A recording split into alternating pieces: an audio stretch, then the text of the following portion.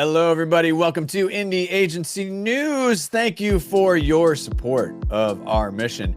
And let's meet an indie agency. We are going to New York, but specifically, we are going to Harlem. Chris Crawford, founder, Elite Media. What's good? Doug. Welcome uptown, Doug. Welcome uptown. Yes. But I found out that you and I are both from Jersey. So we got that connection. Absolutely. Bridge and tunnel. And I know about the Garden State. I'm so Jersey. We call it out by the exit 7A. We were 3 That's it. or 4. You had a choice. They give you some flexibility down in South Jersey. A lot more space down there, probably. But the agency is Elite Media. Let's dig into this a little bit. Tell me about when it was founded and what your agency is best known for. Great. So now we're coming up on 10 years. Time really does fly. Founded really on an idea that the best of things could come from unexpected spaces or places. And I love the idea of having like an elite team, a group of amazing, almost like, best in class mercenaries or practitioners that could come together for a common cause. I love that. What would you say? So, you have this ethos, you have this idea. Yeah. What would you say are the 3 top strengths? Because every agency says we do this, but if you had to nail it down to 3, what would you say your top 3 are? One, I would say probably, of course, creative, right? We're a strong creative agency. I think we are courageous. Courage is required by everybody who works here and anybody who works with us. And I think that we have a wealth of real cultural connectivity and a wealth of experience or lived experience that allows us to separate ourselves. Like, when I talk about best in class practitioners, they're not always your usual suspects in advertising. Right. We have, I like to say that I can kind of learn from lots of different people, and we have people with different lived experience, from like rapper, actor, pastor, politician. We have lots of different lived experiences that we pull from under our roof. Okay, so hold on, pastor. Please explain. We're always here for a bit of praise and worship. And when I say pastor, I'm here in Harlem, and I'm actually connected to one of the largest churches here. And there's a pastor by the name of Michael Walren. You would think that a pastor wouldn't be able to contribute to advertising, right? But not if that pastor is so focused on people unearthing their purpose in a way in which allows them to communicate it in an authentic way and to show up at their biggest and best selves. Now, if you take that same person who might undergird the essence of who people who work here are, and then you put them in a space and you say, well, hey, what do you think about a campaign? Or how would you speak to a certain audience? You might get more information and insight from that pastor than you would, say, the person who's just hopped into a focus group for a check. So interesting. What an interesting way into that. Yeah. Oh my goodness. All right. And who's the rapper? Oh, we've worked with a range of artists for different points and times. Some that like to be ghost writers and not mentioned. Others that kind of work above the line, but we're not limited. We're not limited. Okay. No, I like this. Who are some of the brands that you're working with? What are some of those brands? We have an amazing partnership, and we're proud to serve a brand, American Family Insurance. Yep. We actually now have just jumped into the mix with NASA. Yes. And the National Basketball Players Association are some partners that we're really enjoying these days in the work that we're doing for them. Oh my God, the NBA Players Association. That's such a unique, what a unique brief that is, right? Yeah. Because everybody thinks NBA, Adam Silver, yada, yada, yada. But then you start getting in. Who's the president now of the Players Association? Q Gaskins is our guy that we. Okay, got it. Yeah. He's not the president, Michelle, but Q is one of the people who originated the idea of Think 450, right? Yeah. And where you took there, and because reality is that you have all of the top stars. LeBron comes with his camp, Steph comes with his camp. Yeah. But then there are 450 players that still have an amazing sense of visibility. They are still entities and are brands that are truly living and represent the Players Association. But how do you package them and create opportunities for them to actually drive audience? What a brief. Yeah. Oh, yeah. Oh, you'll love working with Dame, by the way, Damian Lillard. Win a ring, Dame. Come back. Yeah. Win a ring, come back. Yeah. And then become the owner of the Portland Trailblazers. Yeah, I know you guys will miss him. We already miss him. But you know what? Brief aside. I would like him to see him be the owner of the Portland Trailblazers. I would love to see Damian Lillard as the owner of the Portland Trailblazers. And I hope, my hand to God, I hope that happens.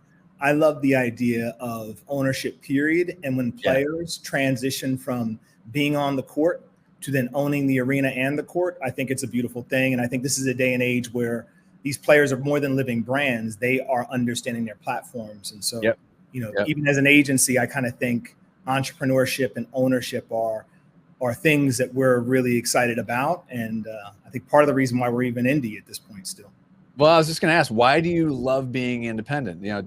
10 years is a long time. Yeah. And what is it about being independent that's so important to you and to your team? Freedom.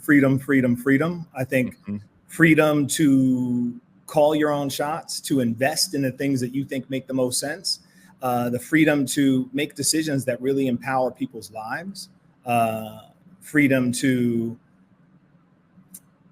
say no. When you have the holding company and Big Brother kind of harping on meeting a margin, it sometimes doesn't allow you to go all in and invest, and you have to stay committed to things that maybe you shouldn't be committed to. Right. We're truly empowered. I like to tell folk to remember on the side that you're free folk. You are free people. Bring your full self to work and bring that childlike joy, because we aren't going to hamper you or burden you with those restrictions. Childlike joy thing. We do not, just because Dan Wyden would always say, walk in stupid. And one could argue that an additional point to that is that idea of being childlike in going in and we forget to have fun. Yeah.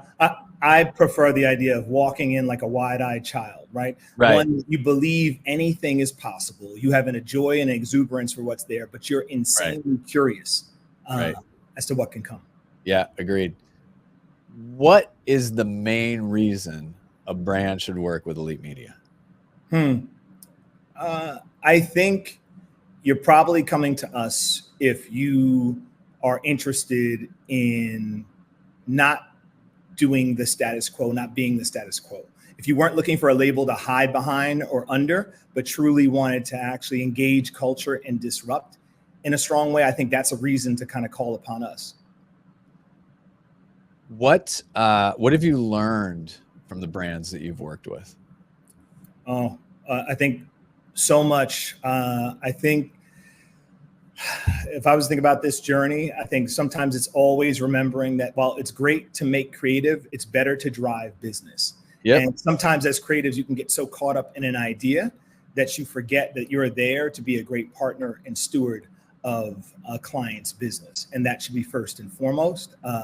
The idea, though, that I think for us, this company really, if I kind of just think about going back to the roots, it was this idea that you could, I think we're the reflection of a prayer that was answered. I prayed to God when I think about 20 years ago, even when I went on the journey, I felt like I prayed to God. I was like, if I can just get these ideas out of my head, right? That I knew that could make something out of nothing and develop these platforms, I would do it the right way. That meant I would not promote alcohol, tobacco, gambling, or even like lending. Those were things that negatively impacted my community. Right. And I think what I've found is from clients that more than you think, clients are open to receiving a partner who is committed to the values in that way and actually living out those values through their business. And I think the key is, do you show up willing to actually lay down, I think, a real foundation that you want to work from and challenge a partner to meet you there?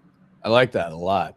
Let's talk about talent and why they should put the agency on their list.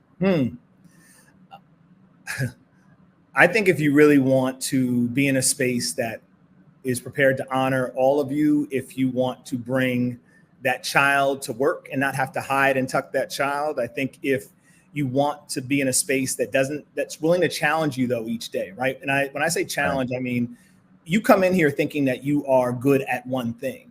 We are going to ask you to stretch you. I want to see what you can do, because sometimes you've only been limited by the opportunities that were presented to you. Fair. And this is the space where we're going to say, is there something more than that? It's great that we can rein you in and have you focus on, say, one discipline, but we want to see what you can do. And sometimes when people are used to checking the box or doing the work, they kind of forget about what their possibility might be. We're here to remind you of or explore your possibility with you.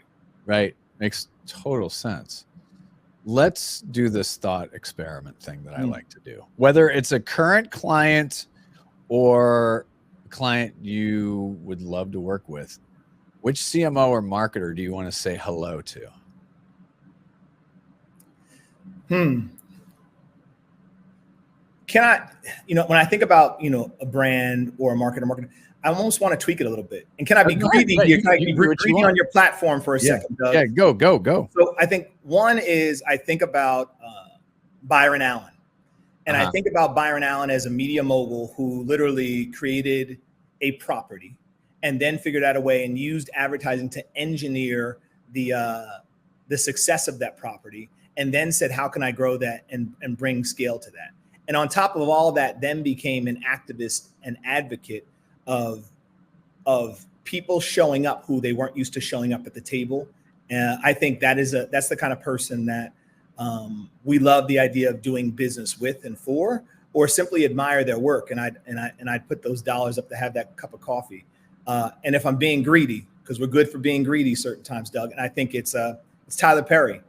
Oh yeah. In a similar way, the idea that someone believed in what they were making so much that they were willing to bet everything of their essence on it, and then pursue that. And even in the face of folks maybe not liking their art, not believing in where they were coming from, or not believing in the audience, they were passionately committed in betting on themselves, and they birthed something amazing that's beyond even, say, a product at points, but really platforms that empower lots of people. Yep. Makes a lot of sense. Absolutely. Yeah, I'd love to meet Tyler Perry. Yeah. Tell me about what's behind you, the art and the uniform. So the art is some work by a gentleman named Eric Rosenberg. He used to kind of run with Basquiat and the gang back in the day here in New York. And I appreciate his work. The uniform it belongs to my father. He was a Marine.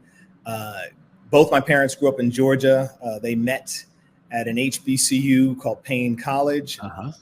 And my father went off to Nam, and then mother and father connected after he came back. And he was the kind of person he was an educator, a history teacher in social studies in New Jersey. Okay. But he actually was part of the group that opened the first progressive school here in Harlem back in, I believe it was about 72, right? The Jersey to Harlem roots kind of were birthed in that space. But I love he passed when I was 17 years old, but I love having the presence of like ancestors and people who admire their works and their creation around me. And as a Marine, I can always remember at 4:00 in the morning, hearing his typewriter going off for him, laying out what his goals were, his plans for the day, or reviewing assignments or work, or the idea of like a work ethic that would have you wake up early and you wouldn't go to bed until you were tired. Right. And so I love keeping that spirit and that presence around me and with me. Yeah. No, I like that. If it were my family, it'd be a big kitchen behind me. My grandmother taught me how to cook. But that's important. But it's important to have those things, right? Doug, you're not going to rob the audience. You're going to tell them about the fatback. Like, don't rob them, Doug. No, my grandparents, they used to eat. They were like, yeah, we used to eat fatback and chitlins and all this stuff. And I was like, because back then it was, Italian, New Jersey, it was the country, and it was self-subsistence, and it was just like, that's just normal, and that's what you do. And I think that's my grandmother taught me how to cook. So, I've got I got a few skills. Doug, is it sauce or gravy then, Doug? It's gravy. It's gravy. What sort of question is that? Yeah. That was my experience in the Jersey Italian neighborhood situation. Right. Like we call it gravy around here. Yeah. What is gravy? Then what is what people think of gravy is gravy. Well, it's gravy, but this is gravy. Gravy. That's gravy. Gravy. So yes, it's gravy. Chris Crawford, I'm going to see you in Harlem. I'm coming out that way at some point. Best wishes for continued success. This is great. And I love your backstory. I love your philosophy. And I wish all of you the very best. And I can't wait to see you, and I cannot wait to eat. Thanks, Doug. We look forward to hosting you uptown. We've got you covered.